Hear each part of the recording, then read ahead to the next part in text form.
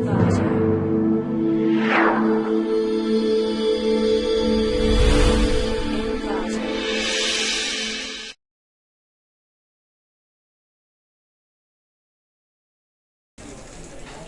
to clickmyproject.com. Now let's see about classification of Parkinson disease based on multi-layer perceptrons neural network. Now let's see about the abstract. Here we propose the method to detect the Parkinson diseases in EMG signal. Initially we pre-process the signal so that we filter the noise from the signal. After filter the noise, we extract the feature in EMG signal. The statistical information of the signal is called the feature, such as energy, momentous, skewness, standard deviation, variation, kurtosis. The mean is the arithmetic average of a set of values. The moment is a quantitative measure of the shape of set of points. The skewness is the measure of asymmetry of the data around the sample mean. The standard deviation shows how much variation or dispersions exist from the average or expected value. The variance is a measure of how far set of numbers is spread out. The kurtosis is a measure of thickness of the probability distribution of a real value random variable. The extracted features will be classified by the backpropagation neural network. From a desired output, the network learns from a many input. Finally, the classifier will predict about the input signal by the learned structure. This is the flow of our process. Here we are having the two stages. First one is the training stage and the second one is the testing stage. In training stage, we have to given the whole EMG signals such as normal EMG signal and Parkinson EMG signals also provided. For the provided signal, we are removing the noise by the use of pre-processing technique.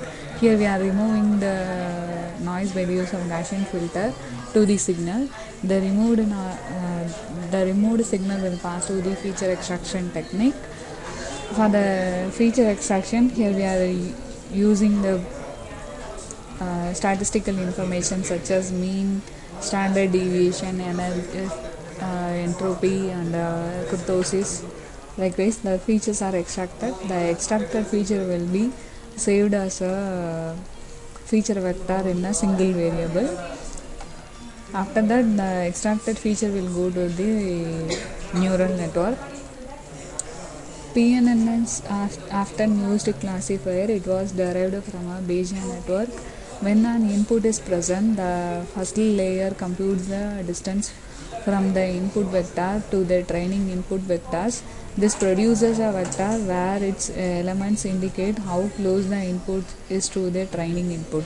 The second layer sums the contribution for each class of the inputs and produces its net output as a vector of probabilities. Finally, compact transfer functions the output of the second layer picks the maximum of these probabilities and produces a 1 for the classes and the 0 for the non-targeted classes. After that, the classifier is trained. The input testing signal is given. For the testing signal, initially the noise is removed. After removing the noise, it goes to the feature extraction. Here we are extracting the statistical information of the signal. The extracted feature will go to the trained classifier. Based on the training, it will be identified about the signal whether it is a normal or Parkinson's. Now let's have a demo of our process. Here I am having train main.m file. Select this file, right click and run the file.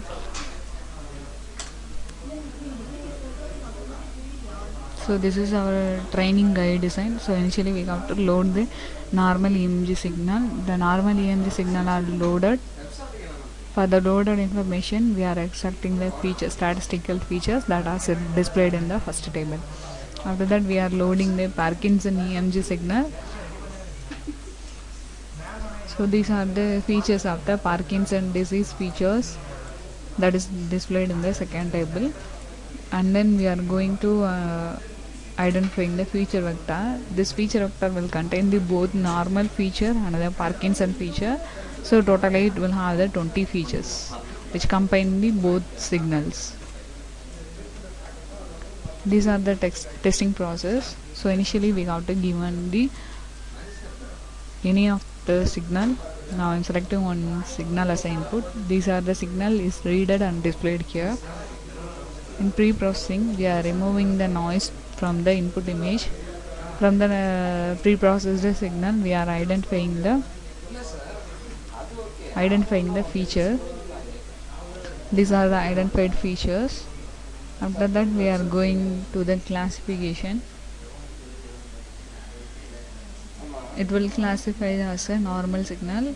After then we are going the analysis part. Here I am identifying the confusion matrix, how much the classifier is performed here.